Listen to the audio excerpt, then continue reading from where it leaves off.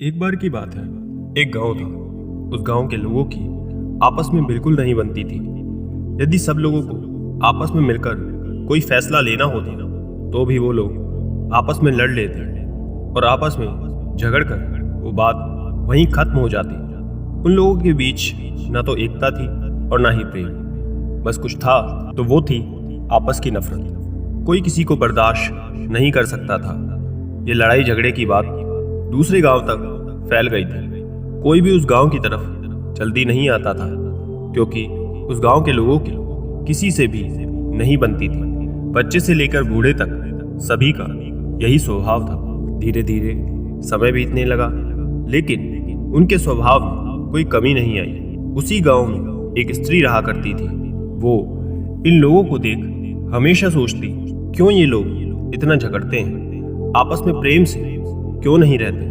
यदि वो किसी को समझाने की कोशिश करती तो लोग उसे ही उल्टा सीधा बोलने लग जाते जिससे बात और ज्यादा बिगड़ जाती। उसी गांव से दूर एक महात्मा वहीं आश्रम बनाकर अपने शिष्यों के साथ रहा करते थे। एक दिन सुबह उपदेश देने के बाद महात्मा अपने सभी भिक्षुओं से कहते हैं कि वो यहाँ से अलग अलग दिशा में जाएं और भिक्षाटन करें। लेकिन जब उस गांव में जाने की बात होती है तो कोई भी शिष्य उस गांव की तरफ जाने के लिए तैयार ही नहीं होता। ये देख महात्मा पूछते हैं कि क्या हुआ, तुम उस तरफ क्यों नहीं जा रही हो।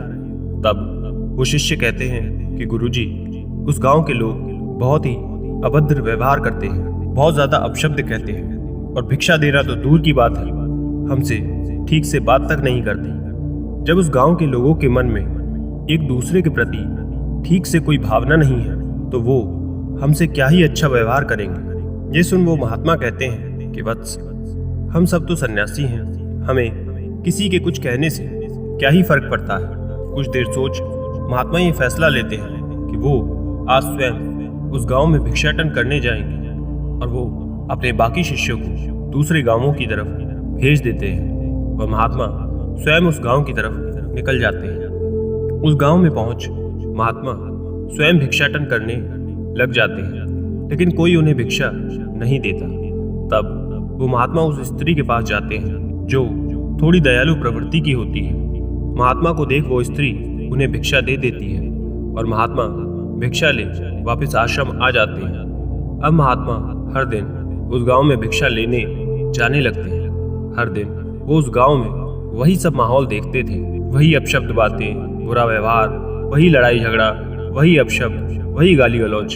एक दिन महात्मा सुबह सुबह अपने आश्रम में उपदेश देकर भिक्षाटन के लिए उस गांव की तरफ जा रहे होते हैं कि तभी उनका एक शिष्य उनसे कहने लगता है कि हे गुरुदेव, क्या उस गांव के लोग आपका अपमान नहीं करते, आपको भला बुरा नहीं कहते, आपसे लड़ाई झगड़ा नहीं करते, आपको गालियां नहीं देते। ये सब सुन महात्मा कहते हैं कि मैं तो एक सन्यासी हूँ, रोज भिक्षाटन के लिए अलग अलग गांव जाना होता है, इसलिए मुझे किसी के कहे अपशब्दों से कोई फर्क नहीं पड़ता। मैं अपने कार्य पर ध्यान देना जरूरी समझता हूँ। और ये कहकर महात्मा अपने कार्य पर आगे गांव के लिए निकल जाते हैं। रोज की तरह वो उस गांव में भिक्षा मांगने लगते हैं। भिक्षाटन करते हुए वो उस स्त्री के घर पहुंचते हैं। वो स्त्री भिक्षा देते हुए कहती है कि हे गुरुदेव, क्या मैं आपसे एक प्रश्न कर सकती हूँ। महात्मा कहते हैं कि पूछो, क्या पूछना चाहते हो। तब वो स्त्री कहती है, आप इतने दिनों से यहाँ भिक्षा लेने आ रहे हैं, अब तक तो आप यहाँ के लोगों के व्यवहार से अवगत हो गए होंगे कि यहाँ के लोग हमेशा आपस में झगड़ा करते रहते हैं। मैं आपसे ये पूछना चाहती हूँ कि ये लोग क्यों व्यर्थ में आपस में झगड़ा करते रहते हैं, क्यों आपस में एक दूसरे से नफरत करते हैं। क्या इनकी नफरत को मिटाया नहीं जा सकता? क्या ये लड़ाई झगड़े खत्म नहीं हो सकते? आप तो सन्यासी हैं, महात्मा हैं, क्या आप इन लोगों को समझा नहीं सकते? क्या आप इनको सही ज्ञान नहीं दे सकते? ये सुन महात्मा उस स्त्री से कहते हैं कि सुनो स्त्री, मैं यहाँ भिक्षा लेने आया, किसी के व्यर्थ के इन झगड़ों को हल करने नहीं आया। तुम्हारे इन अटपटे सवालों का मेरे पास कोई जवाब नहीं है और ना ही इन सवालों का जवाब देने में मेरी कोई रुचि है। महात्मा बहुत तेज स्वर में ये बात बोल रहे थे। ये बातें आसपास के सभी लोग सुन लेते हैं। सभी के सामने वो स्त्री स्वयं को अपमानित होते हुए देख क्रोध से भर जाती है और उन महात्मा को बहुत भला बुरा कहने लगती है। वो बहुत कुछ बोलती है। वहीं खड़े गांव के लोग ये सब देख रहे थे। वो स्त्री उन महात्मा से चिल्लाकर कहती है कि मैंने यहाँ कोई धर्मशाला नहीं खोल रखी है और ना ही किसी का ठेका ले रखा है कि तुम रोज यहाँ भिक्षा लेने पहुंच जाते हो। स्वयं को महात्मा कहते हो और किसी स्त्री से बात तक करने का ढंग नहीं है। तुम बड़े सन्यासी बने फिरते हो। जब तुम्हें स्वयं कुछ नहीं आता तो दूसरे को भला तुम क्या ही शिक्षा दोगे। मैं तुम जैसे भिखारी को कोई शिक्षा नहीं दूंगी। तुम यहाँ से जा सकते हो। इतना कहकर वो स्त्री चुप हो जाती है और लंबी लंबी सांसें लेने लगती है। अब तक वो महात्मा इस सब कुछ शांति से सुन रहे थे और जब वो स्त्री चुप हो जाती है तब वो कहते हैं कि आराम से शांत हो जाओ देवी, पहले सांस ले या चाहो तो पानी पिए, मैं यहीं तुम्हारी प्रतीक्षा करूंगा। महात्मा की ये विनम्र वाणी सुनकर स्त्री आश्चर्य से भर जाती है और उनकी तरफ देखने लगती है। तब महात्मा कहते हैं कि मैं जानता हूँ कि तुम क्या सोच रही हो। इतना कहकर वो मुस्कुराने लगते हैं। उनकी मुस्कुराहट देख स्त्री इसका कारण पूछती है। तब महात्मा उस स्त्री से कहते हैं कि मैंने जरा सी ऊंची आवाज में तुम्हें कुछ शब्द बोल दिए तो तुम क्रोध से भर उठी। यही क्रोध हर झगड़े का मुख्य कारण होता है, जो व्यक्ति के भीतर एक दूसरे के प्रति नफरत उत्पन्न कर देता है।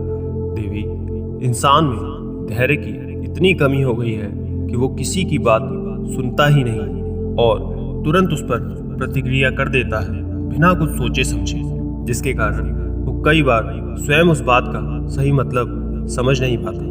वो सिर्फ यही सुनता है कि सामने वाले ने ये बात कितनी ऊंची आवाज में उससे बोली है। उस बात का आशय समझे बिना, उस बात का मतलब समझे बिना ही वो उस व्यक्ति से लड़ने लग जाता है। ये कहते हुए महात्मा ने उस स्त्री से आगे कहा कि तुम तो समझदार स्त्री प्रतीत होती हो।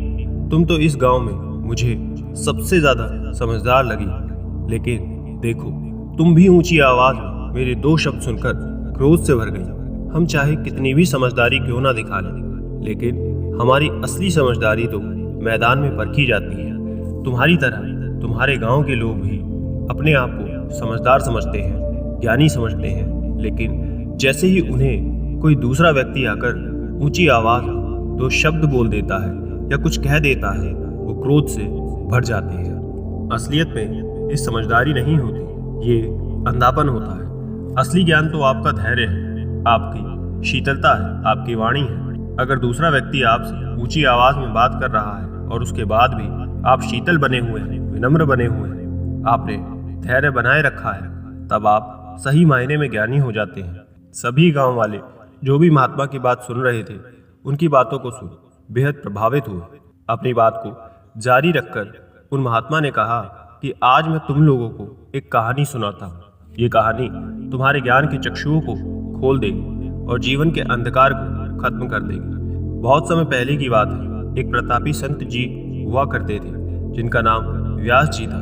वो प्रतिदिन अपने आश्रम में अपने सभी शिष्यों को ज्ञान के बारे में और नई नई चीजों के बारे में बताया करते थे। धीरे धीरे जब उन शिष्यों की शिक्षा पूर्ण हो जाती है, तब वो संत गुरु कहते हैं कि आप सभी की शिक्षा पूर्ण हो चुकी है, आप किसी भी जगह जाकर अब आगे की ध्यान साधना कर सकते हैं। और एक बात का ध्यान रखना कि अपने ज्ञान का प्रचार जन साधारण तक जरूर करना। सभी शिष्य एक एक करके अपने गुरु से आज्ञा लेकर अपने मार्ग पर निकल जाते हैं। कुछ साल बाद गुरु जी सोचते हैं कि काफी समय हो गया है, क्यों ना सभी शिष्यों से एक बार फिर मिला जाए, उनकी जांच की जाए कि मेरी दी गई शिक्षा का वो किस तरह से उपयोग कर रहे हैं। ये सोचकर वो संत गुरु अपने शिष्यों को ढूंढने के लिए निकल जाते हैं। एक एक करके वो अपने सभी शिष्यों से मिल लेते हैं और ये देख भी लेते हैं कि वो सभी सही मार्ग पर चल रहे हैं, अपने ज्ञान का सही प्रयोग कर रहे हैं। ये सब देख और अपने सभी शिष्यों से मिल संत गुरु बड़े खुश होते हैं और बेहद संतुष्टि का अनुभव करते हैं। सभी से मिलने के बाद गुरु व्यास अपने आखिरी शिष्य से मिलने का तय करते हैं। उसके बारे में सभी शिष्य बताते हैं कि हे गुरुदेव, उस शिष्य ने अपना गृह त्याग कर दिया है और एक जंगल में आश्रम खोल बड़े ही कठोर तप कर रहा है। ये सुन संत बहुत प्रसन्न हो जाते हैं और अपने शिष्य से मिलने के लिए जंगल की तरफ निकल जाते हैं। उस जंगल में शाम के समय एक बेहद ही सुंदर स्त्री की पायल की छमछम की आवाज सुनाई देती है, जो उस शिष्य के आश्रम की तरफ बढ़ रही थी। जब वो स्त्री आश्रम के भीतर पहुंचती है तो देखती है कि एक संत फकीर साधना में लीन होकर बैठे हुए हैं। वो स्त्री उन संत के समीप जा अपनी पायल और चूड़ी की आवाज़ करने लगती है। ये आवाज़ सुन जब संत आंखें खोलते हैं तो देखते हैं कि वो सुंदर स्त्री उनके सामने खड़ी है। संत बाबा की आंखें खुलते ही वो स्त्री उनके समक्ष हाथ जोड़ खड़ी हो जाती है और कहती है कि मैं यहाँ पर अपनी कुछ सहेलियों के साथ मेला घूमने आई थी, लेकिन अचानक आई आंधी और तूफान के कारण मैं उनसे बिछड़ गई हूँ और पता नहीं सब कहाँ कहाँ चले गए हैं और मैं अकेले यहाँ फंस गई हूँ। अभी भी मौसम खराब है और कुछ ही देर में यहाँ अंधेरा भी हो जाएगा। मेरी आपसे विनती है कि आप मुझे एक रात के लिए अपनी कुटिया में रहने की इजाज़त दे दें, आपकी बड़ी कृपा होगी। ये सुन वो संत गुरु कहते हैं कि अरे पागल तो नहीं हो गए, ये कुटिया है ना कि कोई पाठशाला। यहाँ केवल संत फकीर रहते हैं, यहाँ किसी स्त्री का रहना कहीं से भी उचित नहीं है। ये सुन वो स्त्री कहती है कि बाबा अब रात होने वाली है, मैं भला अंधेरे में कहाँ जाऊँगी, एक रात की तो बात है, कृपया कर मुझे एक रात यहाँ रुकने दें, मैं सुबह होते ही यहाँ से लौट जाऊँगी, मेरे यहाँ रुकने से आपको कोई दिक्कत नहीं आएगी। ये सुन वो संत कुछ देर सोचकर कहते हैं कि ठीक है, तुम भीतर कुटिया से मेरी माला लाकर दे दो और भीतर जाकर कुटिया में रह जाओ। आज रात मैं बाहर ही रह जाऊँगा, लेकिन ध्यान रहे सुबह होते ही तुम्हें यहाँ से चले जाना होगा। वो संत फिर उस स्त्री से कहते हैं कि देखो कुछ भी हो जाए बाहर मत आना, वरना मेरी साधना भंग हो जाएगी। वो स्त्री हाँ में हामी भर कुटिया के भीतर चली जाती है और भीतर से उसे बंद कर देती है। देर रात वो संत अपनी साधना में लीन होते हैं, तभी अचानक उनकी साधना में आंखें खुल जाती हैं और देर रात उन्हें उस स्त्री का ख्याल आने लगता है। वो अपनी साधना छोड़ उस कुटिया की तरफ बढ़ने लगते हैं और वहां पहुंच दरवाज़ा खोलने का प्रयास करते हैं, लेकिन वो नहीं खुलता। वो जोर जोर से दरवाज़ा बजाने लगते हैं, लेकिन वो स्त्री दरवाज़ा नहीं खोलती। ये देख संत क्रोधित हो जाते हैं कि वो स्त्री दरवाज़ा क्यों नहीं खोल रही है।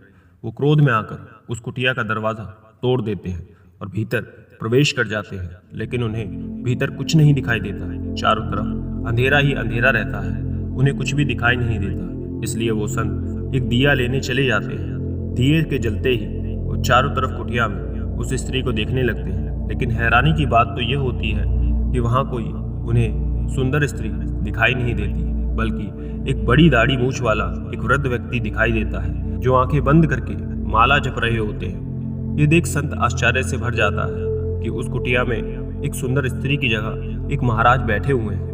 वो महाराज और कोई नहीं बल्कि संत गुरु व्यास जी थे, जो एक स्त्री का रूप धारण करके अपने आखिरी शिष्य यानी उस संत की परीक्षा लेने आए थे। ये सब जानकर उस संत को स्वयं की भूल का एहसास होता है, उसकी आंखें शर्म से झुक जाती हैं। तब संत के पास व्यास गुरु जाकर कहते हैं कि यदि तुम चाहो तो अपनी शिक्षा और ज्ञान का सही प्रयोग कर सकते हो, लेकिन तुमने स्वयं के लिए एक गलत मार्ग चुना और खुद को उस पर बढ़ने दिया, जिसका परिणाम ये हुआ कि तुम नजरें झुकाए खड़े हुए हो। तुमने इतने साल साधना की और आज एक पल में तुमने अपनी सारी साधना व्यर्थ में गवा दी, पानी में बहा दी। क्या फायदा हुआ इतने साल साधना करने का, ध्यान करने का, जब एक स्त्री ने तुम्हारे ध्यान को भंग कर दिया। शायद तुमने अपने घर गृहस्थी को छोड़कर सही नहीं किया। तुम अपना घर गृहस्थी छोड़कर जंगल में तो आ गए, ध्यान भी करने लग गए, लेकिन तुम्हारा मन, तुम्हारा चित्त वहीं अटका हुआ है। इसलिए ज़रूरी ये है कि तुम वापस जाकर अपने घर, अपनी गृहस्थी में अपना मन लगाओ, उसे संभालो, और जब तुम्हारा मन पूरी तरह परिपूर्ण हो जाए, संसार से भर जाए, तब तुम किसी जंगल में जाकर ध्यान साधना करना। उससे पहले तुम खुद पर अत्याचार कर रहे हो। याद रखना, भावनाएं दब सकती हैं, मिट नहीं सकती। मिट वो तभी सकती हैं जब आपने भावनाओं को पूरी तरह से भोग लिया हो, जब आपका मन उन भावनाओं से पूरी तरह से तृप्त हो गया हो, जब वो भावनाएं आपका पीछा छोड़ सकती हैं। उससे पहले वो भावना आपके अंदर दब जाएगी, लेकिन समय आने पर वो फिर से उभर आएगी, उठने लगेगी और फिर से आपको काबू में कर लेगी। इसलिए अपनी भावनाओं को दबाने की कोशिश बिल्कुल मत करना, बल्कि उन्हें जी भर के जी लो।